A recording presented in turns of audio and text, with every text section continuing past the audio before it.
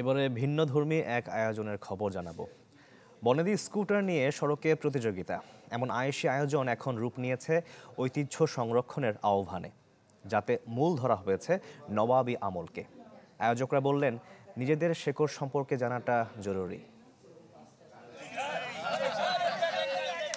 পরনে সাদা পাঞ্জাবি লুঙ্গি, একই সাজে শত শত মানুষ, চোখে মুখে নবাবী উচ্ছ্বাস, গাম্ভীর্য।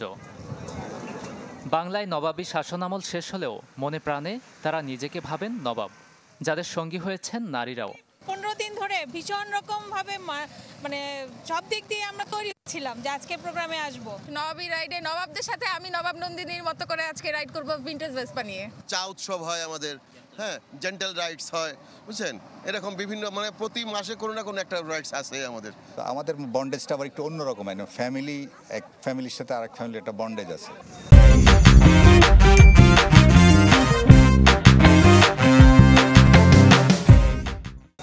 বাংলাদেশ ভেসপা কমিউনিটির উদ্যোগে রাজধানীর পূর্বাচল 300 ফিট এলাকায় সকাল 7:30টায় শুরু হয় রাইড। গন্তব্য রূপপুর হেলিপ্যাড। শুধু মজা নয়, ঐতিহ্য লালন ও সংরক্ষণের বার্তা নতুন প্রজন্মের মাঝে ছড়িয়ে দিতেই এমন উদ্যোগ, বললেন আয়োজকরা।